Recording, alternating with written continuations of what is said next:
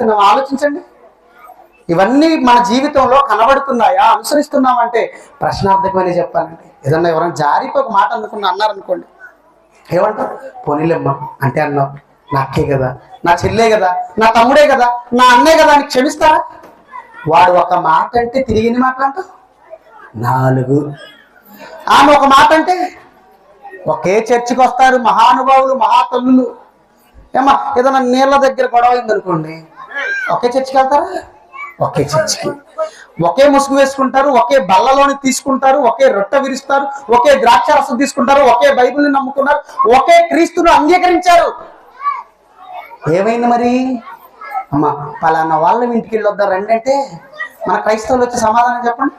Madam మా సేవ జీవితంలో నేను గట్టిగా ఒక 4-5 సంవత్సరాలు అవుతుందండి నేను సేవలోకి వచ్చి.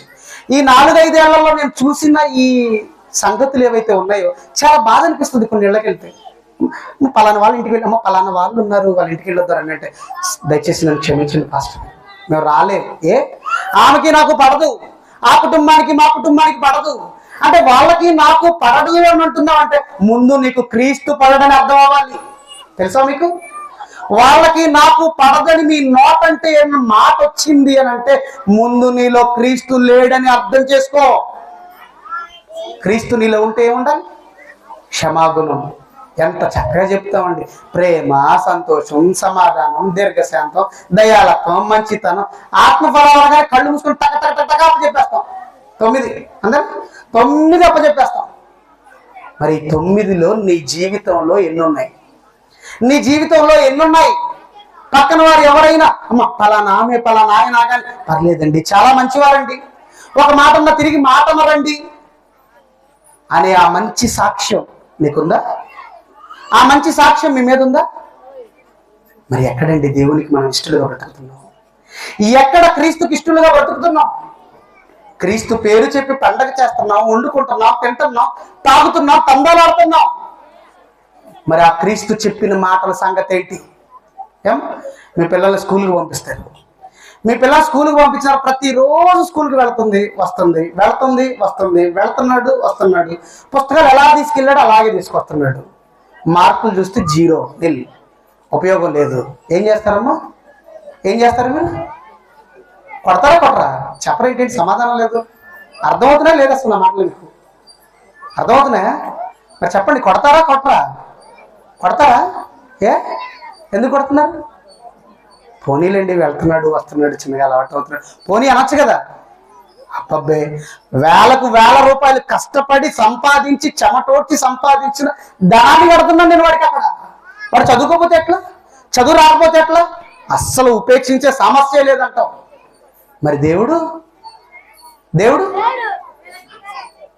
కొన్ని కొన్ని 10ల సంఖ్య, ఒక్కొక్కరు 20, 30, 40, 10, 5 అంతే కదండి. క్రీస్తుని నమ్ముకొని బాప్తిసం తీసుకొని చర్చికి రావడం మొదలుపెట్టి 5, 10, 15, 20, ఒక్కొక్కరు 30, 40 ఏళ్ళ నుంచి కూడా చర్చికి వచ్చే వాళ్ళు ఉన్నారు మీ మధ్య. 30, 40 ఏళ్ల నుంచి ఒకే క్లాస్లో ఉన్నావా? డెవలప్ అయ్యావా? అర్థమవుతుందా? వస్తున్నావు, ఉపయోగం ఏంటి? వస్తున్న నీ ద్వారా దేవునికి ఫలాలేవి? ప్రేమ అన్నాడు. క్రీస్తు అనగా నీ ప్రపంచానికి పరిచయం అయ్యే పదం ప్రేమ. అసలు క్రీస్తు అంటే తెలియని వాడికి కూడా ఏమంటే క్రీస్తు గురించి ఏదైనా చెప్పంటే ఆయన ప్రేమాస్వరూపి అండి అంటాడు. మరి ఆ క్రీస్తును అంగీకరించి ఆ క్రీస్తులోనికి బాప్తిసం పొందుకున్న మీలో ఏది ప్రేమ? ఒకరంటే ఒకరికి పడదు, వీళ్ళంటే వాళ్ళకి పడదు, ఒక సంఘం అంటే మరొక సంఘానికి పడదు, ఒక ఇల్లు అంటే మరొక ఇంటికి పడదు, ఆమంటే ఈమెకి పడదు, ఈమంటే ఆమెకి పడదు. ఏంటిదంతా? దేవుడు పేరు చెప్పి సంతోషపడుతున్నాం, బాగుంది. కానీ మన బ్రతుకులను మన జీవితాలను చూసి దేవుడు సంతోషపడుతున్నాడా, బాధపడుతున్నాడో ఒకసారి చూడండి. ఆదికాండం 6వ అధ్యాయం. ఏమంటే ఆదికాండము 6వ అధ్యాయం, ఆదికాండము 6వ అధ్యాయం 5వ వచనం చూడండి. ఆదికాండము 6వ అధ్యాయం 5వ వచనం. నరుల చెడుతనము భూమి మీద గొప్పదని వారి హృదయం యొక్క ఊహలోని తలంపులలోని ఎల్లప్పుడూ నరుల చెడుతనము భూమి మీద గొప్పదని వారి హృదయం యొక్క తలంపులలోని ఊహంతయు ఎల్లప్పుడూ కేవలం చెడ్డదని యెహోవా చూసి తాను భూమి మీద నరులను చేసినందుకు యెహోవా సంతాపమునుంది. చూడండి ఎంత మాట అండి. దేవుడికట హార్ట్ అటాక్ వచ్చేసిందట. ఎవరిని చూసి? ప్రకృతిని చూసి హార్ట్ అటాక్ వచ్చింది అనుకుంటున్నారా? జంతువులను చూసి హార్ట్ అటాక్ వచ్చింది అనుకుంటున్నారా? పక్షులను చూసి హార్ట్ అటాక్ వచ్చింది అనుకుంటున్నారా? ఆయన పోలిక చొప్పున ఆయన స్వరూపం అందు కన్న తన పిల్లల్ని చూసి హార్ట్ స్ట్రోక్ వచ్చిందంటండి. దేవునికి హృదయంలో నొచ్చుకున్నాను అంటున్నాడు. చూడండి ఎంత బాధపడిపోతున్నాడండి దేవుడు, ఎంత బాధపడిపోతున్నాడు. ఏమండి అసలు పరలోకంలో ఉన్న తండ్రికి ఎప్పుడు సంతోషం తెలుసా? ఎప్పుడు దేవుడు సంతోషపడతాడో తెలుసా? ముగిస్తాను త్వరగానే, కంగారు పడకండి. లూకాసు వార్త 15వ అధ్యాయం 7వ వచనం. లూకాసు వార్త 15వ అధ్యాయం 7వ వచనం చూడండి. లూకాసు వార్త 15వ అధ్యాయం 7వ వచనం. అటువలే మారు మనసు అక్కరలేని 99 మంది నీతిమంతుల విషయమై కలుగు సంతోషము కంటే మారు మనసు పొందు ఒక పాపి విషయమై దేవుడు పరలోకంలో ఎక్కువ అన్నాడా? సంతోషం అన్నాడమ్మా? సంతోషం వేరు, ఎక్కువ సంతోషం వేరు. సంతోషం, ఎక్కువ సంతోషం, మరి ఎక్కువ సంతోషం, పరవశం. ఇది దీని స్టేజ్లో. సంతోషం అనలేదు, ఎక్కువ సంతోషం అంటున్నాడు. అంటే ఒక పాపి మారితే నిజంగా దేవునికి పండగ. అవును, ఒక పాపి మారితే తన మనసు మార్చుకుని దేవుని వైపు తిరిగితే, తన మనసు మార్చుకుని దేవుని గురించి ఆలోచించి దేవుని కోసం బ్రతికితే పరలోకంలో తండ్రికట పండగట. మనం ఎప్పుడు చేస్తున్నాం? ప్రతి ఏటా డిసెంబర్ 25 క్రిస్టమస్. బాగుంది, రైట్, సంతోషపడాలి. నేను వద్దు అనలేదు. సంతోషపడుతున్న మీరు దేవుణ్ణి కూడా సంతోషపెట్టండి, క్రీస్తును కూడా సంతోషపెట్టండి. ఏమా మన తల్లిదండ్రులే ఉంటారు. తల్లిదండ్రుల దగ్గరికి వెళ్ళి ఎవరన్నా తల్లిదండ్రులు వృద్ధాప్యంలోకి వచ్చారనుకోండి, బాగా ముసలైపోయారు, బాగా వృద్ధాప్యంలోకి వచ్చి తన పనులు వాళ్ళు చేసుకోలేని పరిస్థితుల్లో పిల్లలు ఏం చేయాలి? వారికి అండగా నిలవాలి, వారి బాగోగులు చూడాలి. నిన్ను పిల్లాడిగా ఉన్నప్పుడు వాళ్ళు ఎలా చూశారో నువ్వు కూడా వాళ్ళ పిల్లలు అనుకొని అలా చూడాలి. నిజంగా వాళ్ళు పని చేసుకోలేని వయసులో ఉంటే అలా చేయకుండా వాళ్ళకి నీళ్లు తోడవు, వాళ్ళకి అన్నం పెట్టవు, వాళ్ళ అవసరాలు చూడవు, వాళ్ళ బాగోగులు చూడవు, వాళ్ళ మంచి చెడ్డలు చూడవు. ఇవన్నీ చూడకుండా మా డాడీ పుట్టినరోజు అండి ఈరోజు అని చెప్పి ఊరంతా భోజనం పెడతావా? అప్పుడు సంతోషపడతానండి దేవుడు? ఏం అర్థం అవుతుందా లేదా? సంతోషపడతాడు అప్పుడు? మీ అమ్మకి మీ నాన్నకి వృద్ధాప్యంలో ఉన్నప్పుడు వారి పనులు వారు స్వయంగా చేసుకోలేనప్పుడు వారికి నువ్వు అవసరతగా ఉండాలి, వారికి నువ్వు అండగా నిలబడాలి. అండగా నిలబడవలసిన నీవు అండగా నిలబడకుండా, వారికి ఆహారం పెట్టకుండా, వారి సమయానికి భోజనం పెట్టకుండా, వారి సమయానికి త్రాగడానికి నీళ్ళు ఇవ్వకుండా, వారికి సమయానికి వారి బాగోగులు చూడకుండా, వారికి బాగోలేకపోతే హాస్పిటల్కి తీసుకెళ్లకుండా, ఈరోజు మా డాడీ పుట్టినరోజు, మా మమ్మీ పుట్టినరోజు, రండి మీకు ఊరంతా అంటే చికెన్ పెట్టేసి పలావ్ పెట్టేస్తాను అన్నావు అనుకో, మీ అమ్మ మీ నాన్న సంతోషపడతాడా? ఊరంతా వచ్చి నీ భోజనాలకి సంతోషపడవచ్చు, కానీ నీ తండ్రి నీ తల్లి సంతోషపడరు. ఇది నీకు అర్థమైతే దేవుడు పేరు చెప్పి, క్రీస్తు పేరు చెప్పి మనం సంతోషపడుతున్నాం, బాగుంది. మరి మన తండ్రి, పరలోకంలో ఉన్న మన తండ్రి మన ప్రవర్తన, మన జీవితాన్ని, మన బ్రతుకు విధానాన్ని చూసి సంతోషపడుతున్నాడా లేదా? ఏ క్రీస్తు పేరు చెప్పి మనం పండగ చేస్తున్నామో ఆ క్రీస్తు మన జీవితాన్ని బట్టి, మన భక్తి ప్రవర్తనను బట్టి, మన భక్తి ప్రవర్తన, మన జీవిత ప్రవర్తన ఇవన్నీ కూడా క్రీస్తు చెప్పినట్లుగానే ఉన్నాయా లేవా? వెళ్తామండి పొద్దుగుకులు మన డాడీ దగ్గరికి వెళ్ళి, daddy I love you daddy అంటావు, ఐ లవ్ యూ మమ్మీ అంటావు, మమ్మీ నువ్వు అంటే నాకు చాలా ఇష్టం అంటావు, డాడీ నువ్వు అంటే నాకు చాలా ఇష్టం అంటావు.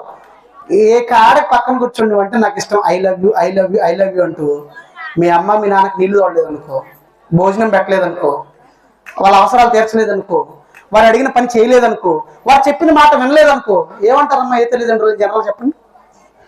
మీ అమ్మా నాన్న చెప్పిన మాట నువ్వు వినవు, మీ అమ్మా నాన్న అవసరాలు తీర్చవు, మీ అమ్మా నాన్నకి పనుల్లో సహాయపడవు, లేదు మీ అమ్మా నాన్న బాగోగులు చూడవు. ఇవన్నీ చూడకుండా పొద్దుగుకులు మీ అమ్మ మీ నాన్న ఎదురు కూర్చొని mummy I love you, daddy I love you, mummy I love you అన్నావు అనుకో, ఏం చేస్తారు? ఓయమ్మో మా కన్న తల్లి, మా బంగారు కొండని ముద్దు పెట్టుకుంటారా? ఏం చేస్తారు?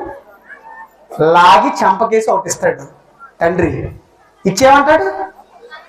అరే నువ్వు పొద్దుగూకుల్లా కళ్ళ ముందుకు వచ్చాను I love you I love you I love you అంటున్నావు.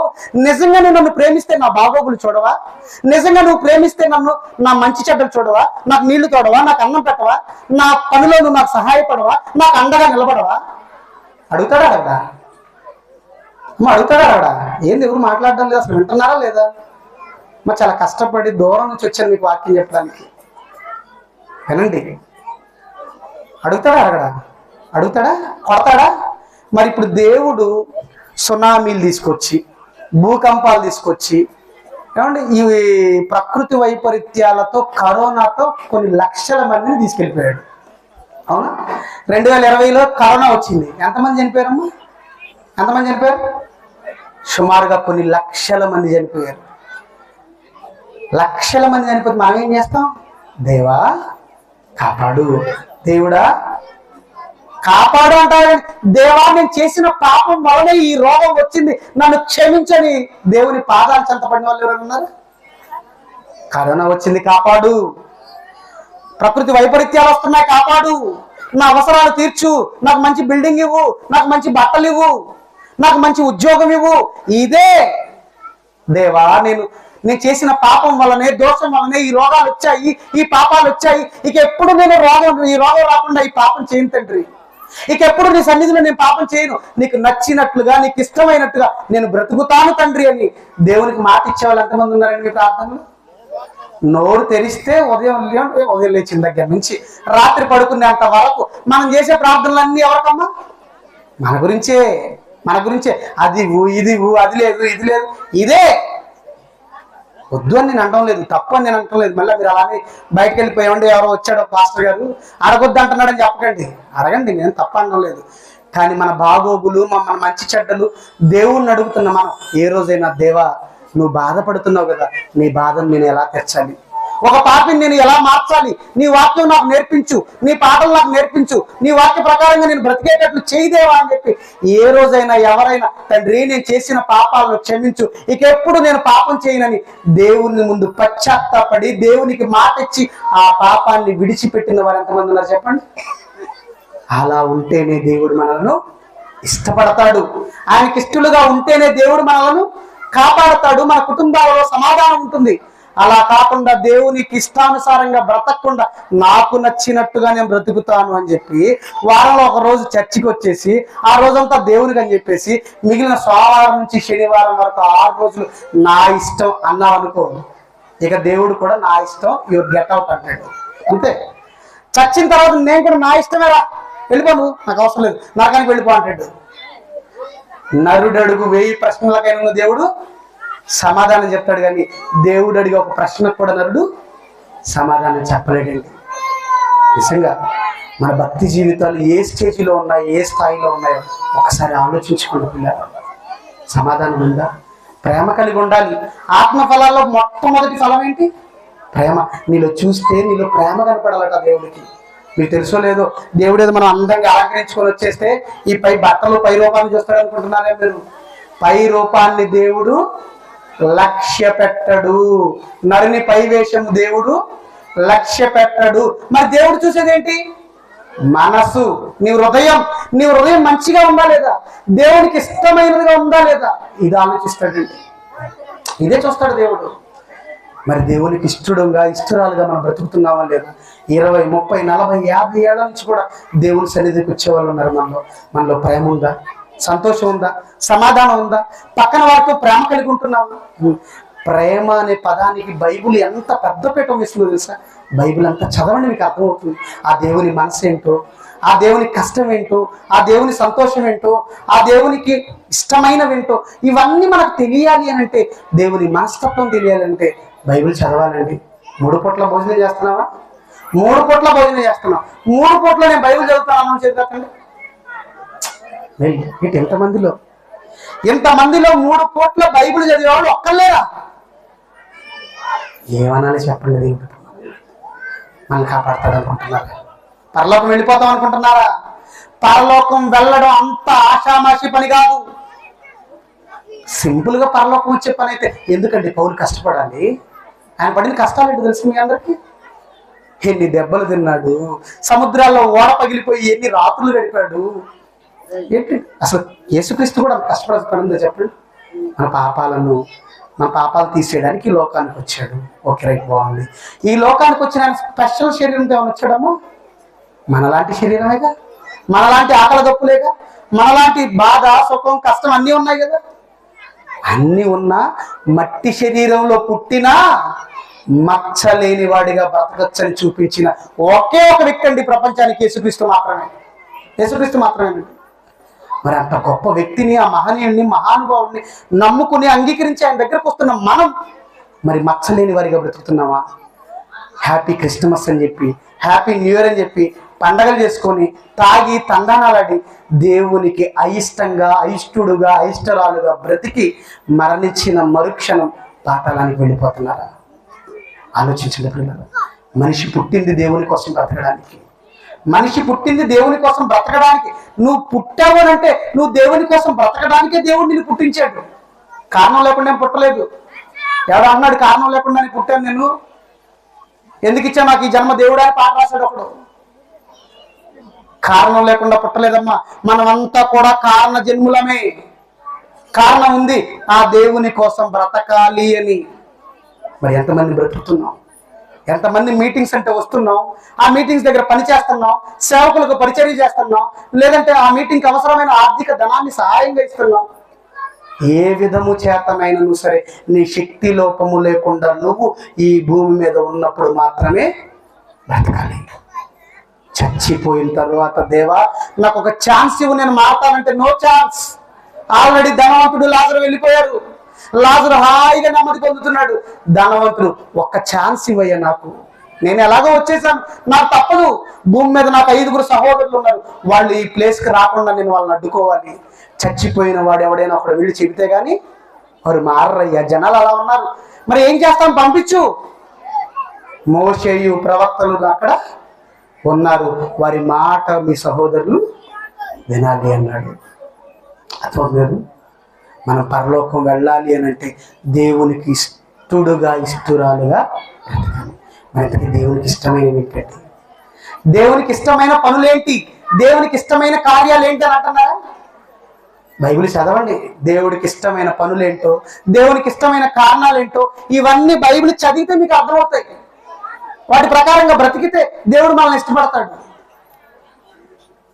ఒక పాపి మారితే చాలా సంతోషం అన్నాడు. ఒక పాపిని మార్చడానికి సువార్తను ఎంతమంది ప్రకటిస్తున్నారమ్మా?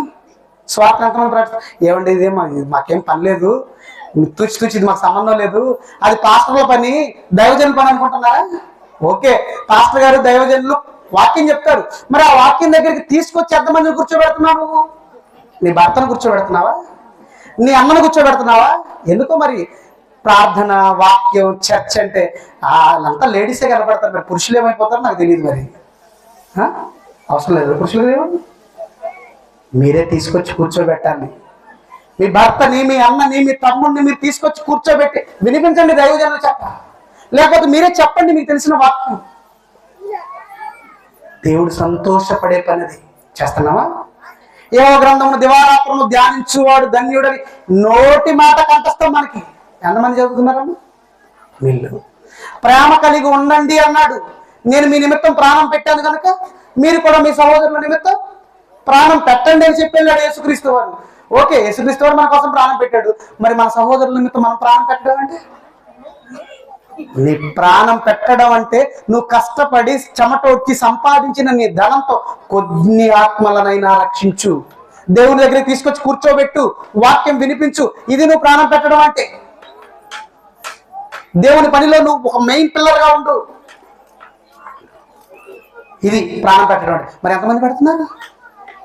సహోదరు వచ్చాడండి, ఒక వ్యక్తి వచ్చాడు. వచ్చి నువ్వు బాగానే అన్ని ప్రశ్నల క్వశ్చన్ ఆన్సర్ చెప్తున్నావు, బాగుంది, మరి నేను ఒక ప్రశ్న అడుగుతాను చెప్పి అన్నాడు. ఏంటి ఆ ప్రశ్న అన్నాడు యేసుక్రీస్తు వారు. ఆజ్ఞలన్నిటిలో ప్రధానమైన ఆజ్ఞ ఏంటి అని అడిగాడండి యేసుక్రీస్తు వారిని ఒక యవనస్తుడు వచ్చి. అప్పుడు యేసుక్రీస్తు వారు చెప్పిన సమాధానం ఏంటి? నీ పూర్ణ హృదయముతో, నీ పూర్ణ ఆత్మతో, నీ పూర్ణ వివేకముతో, నీ పూర్ణ బలముతో నీ తండ్రి అయిన దేవుణ్ణి ప్రేమించాలి అన్నాడు. రైటా? ఈ మాట ఎంతమంది తెలుసు చెప్పండి? చదువుతూనే ఉంటారు, రైట్, బాగుంది. మరి నీ పూర్ణ మనస్సు అంటే మన వాడుక భాషలో చెప్పాలంటే నీ మనసు అంతా ఎవరు ఉండాలి? దేవుడు ఉండాలి. నీ బలం అంతా ఎవరి కోసం? దేవుని కోసం. నువ్వు ఎవరి కోసం? దేవుని కోసం.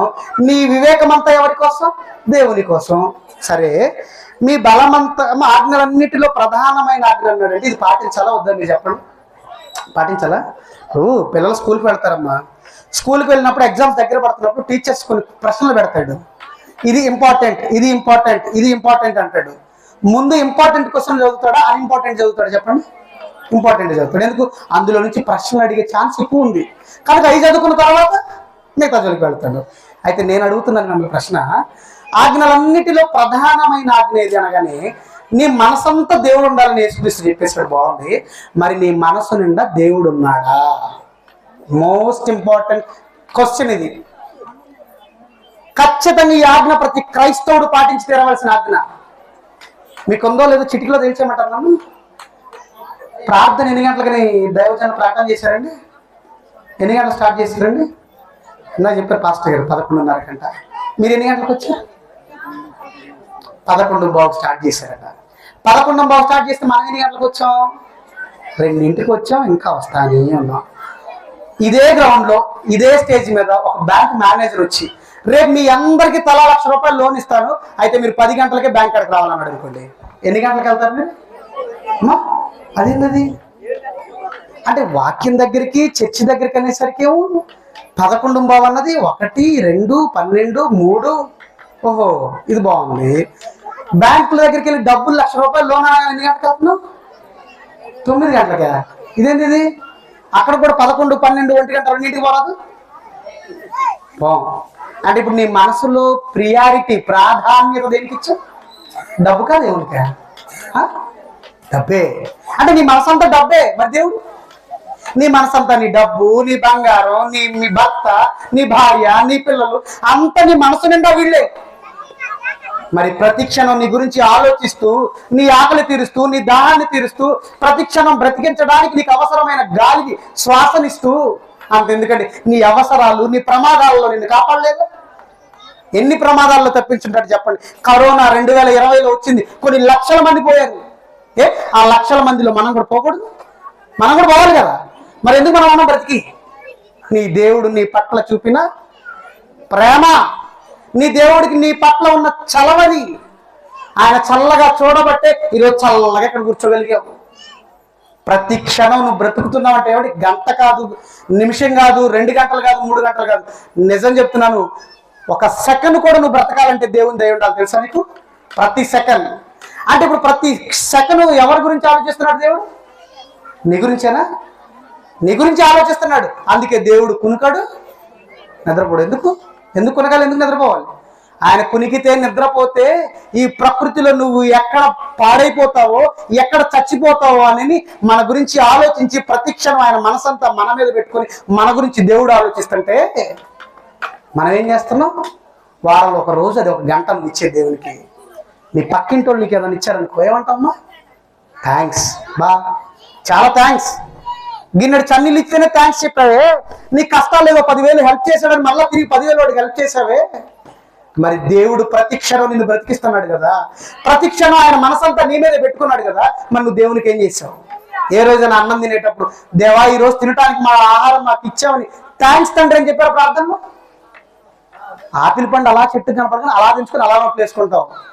ఒక్కసారి కళ్ళ ముందుకు తీసుకొచ్చుకొని ఆ యాపిల్ పండు, కమలా పండు, ఏమంటే ఎన్ని ఉన్నాయి ప్రకృతిలో మన ఆరోగ్యానికి మంచి, అవన్నీ కళ్ళ ముందుకు తీసుకొచ్చుకొని ఇంత చక్కగా నా కోసం ఈ పండు ఎవరు చేశారని ఎప్పుడైనా ఆలోచించదా? కనపడగానే అటు ఇటు చూస్తా, ఎవరు లేరు పక్కన కోసుకొని నోట్లు వేసుకుంటాం.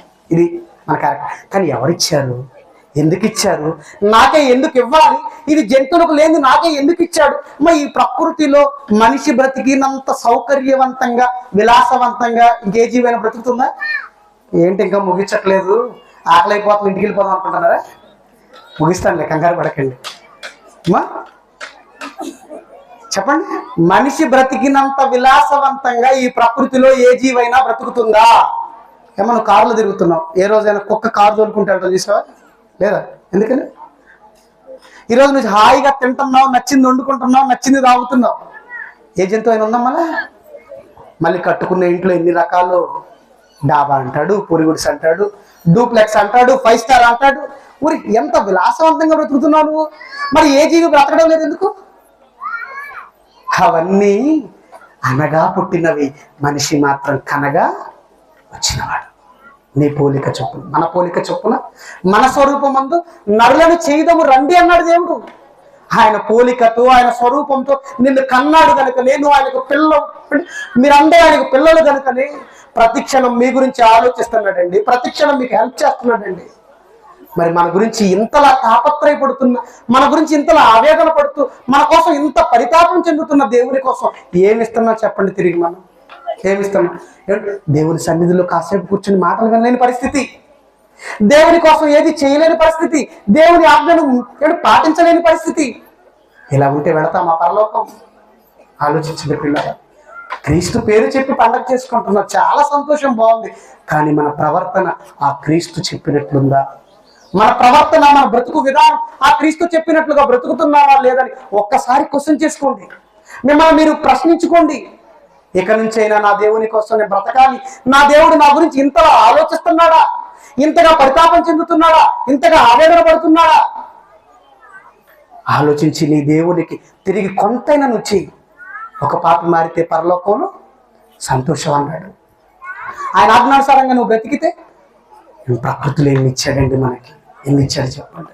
ఆలోచిస్తున్నాడు. ఒక అరటి పండులోనే 1500 రకాలంటే తెలుసా మీకు? చక్కెరకేళి అంటావు, నాట్ అంటావు, ఇంకోటి అంటావు, ఇంకోటి అంటావు, మహా అయితే 10 పేర్లు చెప్తాను అంతే. కానీ దేవుడు ఎన్ని పెట్టాడు తెలుసా ప్రకృతిలో? 1500 రకాల అరటి పండ్లట. ఎవరి కోసం? నీకోసం. నీకోసం 1500 రకాల అరటి పండ్ల, నీకోసం 4 లక్షల రకాల పూల. పూలు అంటే చాలా ఇష్టం కదా మనకి. ఆడవాళ్ళకి విపరీతమైన ప్రేమ పూలంటే. నీకెన్ని తెలుసు? మా అయితే ఎన్ని చెప్తావు? మల్లె ఏమండి, ఇంకా ఏం చెప్తావు? గులాబీ అంటావు, ఇంకోటి ఏదో అంటావు, ఏదో మొత్తానికి 4-5 గట్టిగా మహాలతో 10 చెప్తావు. కానీ నీ కోసం దేవుడు ఎన్ని రకాల పూలు చేసాడు తెలుసా? 4 లక్షల రకాల పువ్వులు ఉన్నాయట ఈ ప్రకృతిలో ఇప్పటికే. ఏంటి 4 లక్షల రకాల పువ్వులు మన కోసమా? 1500 రకాల మామిడి పండ్లు మన కోసమా? 1000 రకాల అరటి పండ్లు మన కోసమా? ఎందుకు ఇవన్నీ చెయ్యాలి? దేవునికి నీ మీద ఉన్న ప్రేమ ఇలా చాటుకున్నాడు.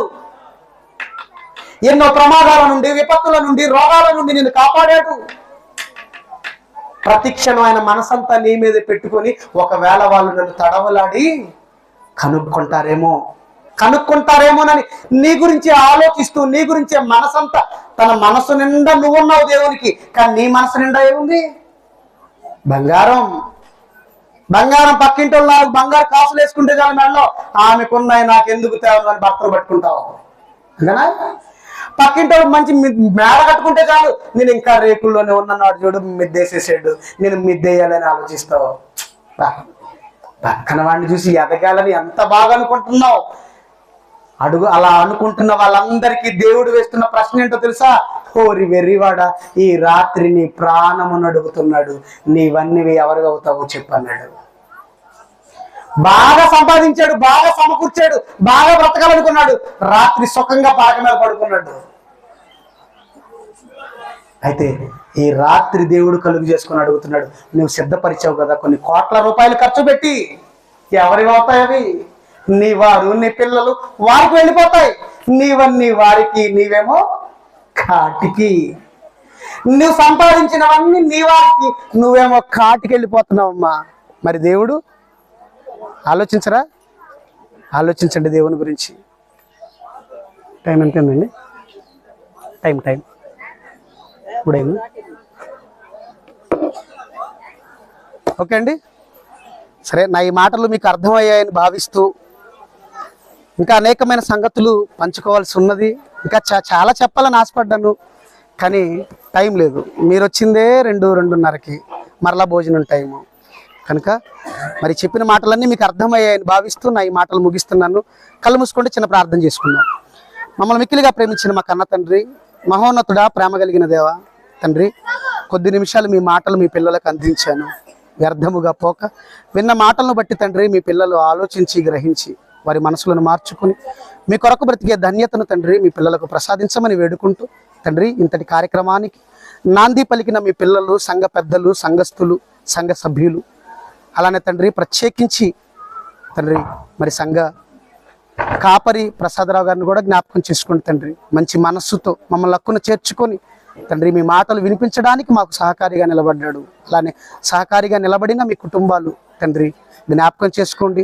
మంచి ఆయుష్ను, ఆరోగ్యాన్ని తలలు వంచిన మీ పిల్లలందరికీ ప్రసాదించమని వేడుకుంటూ నా చిన్న మాటలు ముగిస్తూ యేసుక్రీస్తు వారి పుణ్యనామముని ప్రార్థన అడిగి సమర్పిస్తున్నాం మా కన్న తండ్రి.